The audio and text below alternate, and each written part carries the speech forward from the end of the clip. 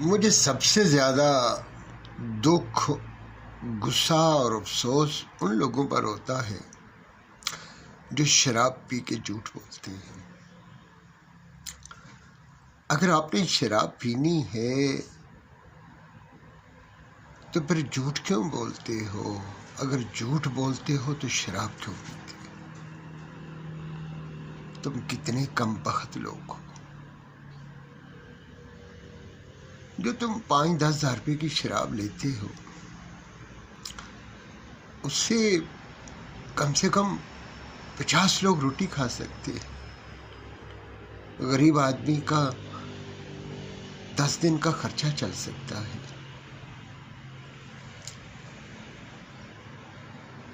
لوگوں کی ضرورت پوری ہو سکتی ہے، بیمار کی دوا آ سکتی ہے۔ شراب بھی پیتے ہو اور جھوٹ بھی بولتے ہو۔ میں اپنے ان تمام دوستوں کو یہ میسج دینا چاہتا ہوں کہ وہ لوگ جو شراب پیتے ہیں اور جھوٹ بولتے ہیں، ہم ان سے اپنے تعلقات ختم کر رہے ہیں، بلکہ آپ سے سلام لینا بھی اب ہم گوارا نہیں کریں گے، آپ کی شکل دیکھنا بھی گوارا نہیں کریں گے۔ کیا چھوٹے گھڑیا لوگ، ٹک مکوڑے پڑھن نمازاں تے دعوے کرن خدائیاں دے، بند کران شراباں تے پرمٹ لین عیسائیاں دے، ودی آپ پین تے نا بدنام کرن ڈیسائیاں دے۔ کم بختو، اگر پینی ہے تو جھوٹ مت بولو، اگر جھوٹ بولنا ہے تو مت پیو۔ مجھے ایک واقعہ یاد آ رہا ہے، 25-26 سال پہلے کی بات ہے۔ کراچی کمپنی میں دفتر تھا، وہاں کوئی 10-12 لوگوں کے دفتر تھے۔ میں بیٹھا کام کر رہا تھا تو ایک بہت ہی بڑے وکیل سپریم کورٹ کے اور میرے دفتر میں آئے اور کہنے لگے کہ میجر ایکٹ ہے، اور اس زمانے میں موبائل کے اندر یہ ساری چیزیں موجود نہیں تھیں۔ میں نے کہا جی میجر ایکٹ تو نہیں ہے۔ اچھا میجر ایکٹ نہیں ہے تو آپ کے پاس کیا ہے؟ میں نے کہا شراب ہے۔ شراب؟ میں مذہبی آدمی ہوں۔ میں کہا بلیک لیبل ہے، بابا قوم کی پسندیدہ۔ وکیل صاحب بیٹھ گئے اور کہنے لگے تھوڑی سی بس، جس سے میرا نا ایک ہلکا سا سٹروک، طبیعت بحال ہو جائے، تھکاوٹ ہے اور ساری چیزیں۔ میں نے کہا یہ لیجیے، اس کا ڈھکن بھی آپ کھولیں اور اس ساقی بھی آپ بنے، مے خانہ بھی آپ بنے اور پینے والے بھی آپ بنے۔ مجھے کہتا ہے آپ؟ میں نے کہا میں میڈیسن یوز کر رہا ہوں، ورنہ آپ کے لیے یہ میسر نہ ہوتی۔ میڈیسن کے ساتھ نہیں لینی چاہیے۔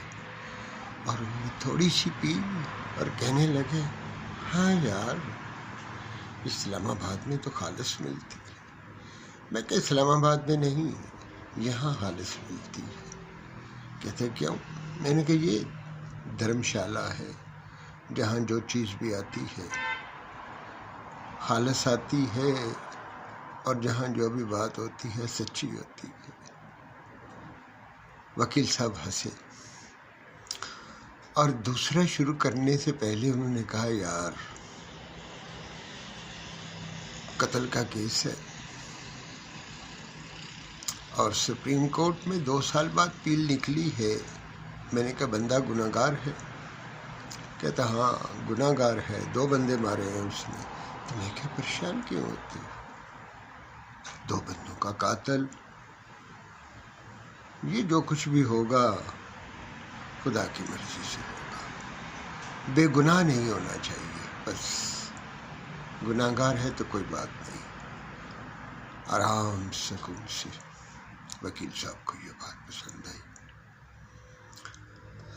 اور ان کے ساتھ جو جونیئر بیٹھا ہوا تھا وہ دیکھ رہا تھا مجھے بھی، اپنے استاد محترم کو بھی اور بوتل کو بھی بڑی حسرت سے۔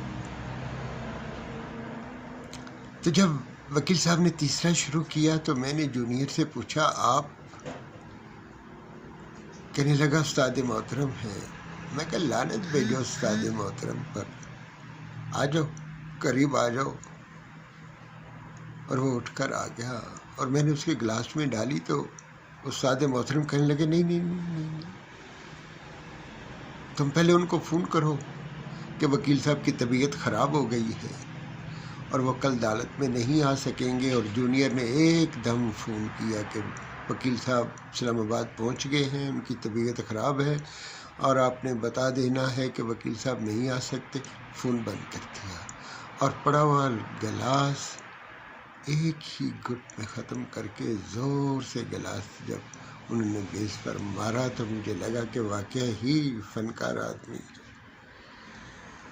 میں نے کہا بچے اب آہستہ آہستہ اپنے استاد کے لیول پہ آؤ، بڑے عزت اور احترام سے۔ اور جب اس نے آدھا پیا تو استاد محترم کی طرف دیکھا اور کہنے لگا استاد محترم تسی بڑے گریٹ ہو۔ استاد محترم مسکرائے، ہاں استاد محترم آپ کو ایک گانا سنانا ہے۔ استاد محترم نہیں نہیں نہیں نہیں نہیں نہیں، گانا نہیں، پہلے میں سناؤں گا۔ استاد محترم نے گانا شروع کر دیا۔ پھر جونیئر نے دیکھا، استاد محترم کہنے لگے ابھی بھی میں سناؤں گا۔ اور جب استاد محترم نے تیسرا گانا ختم کیا تو چوتھے کی طرف جانے لگے اور جونیئر کہنے لگا استاد محترم بندے دے پتر بڑھو۔ استاد محترم نے اپنے جونیئر کو دیکھا، انہوں نے کہا ہاں واہ، لیول برابر، اٹھو گلے لگو۔ استاد محترم نے اپنے جونیئر کو گلے لگا لیا اور کہا ہاں بچے یہاں آرام سے، یہ حرم نہیں دھرم شالہ ہے، یہاں عزت اور احترام سے کام چلے گا۔ اس نے کہا جی استاد محترم۔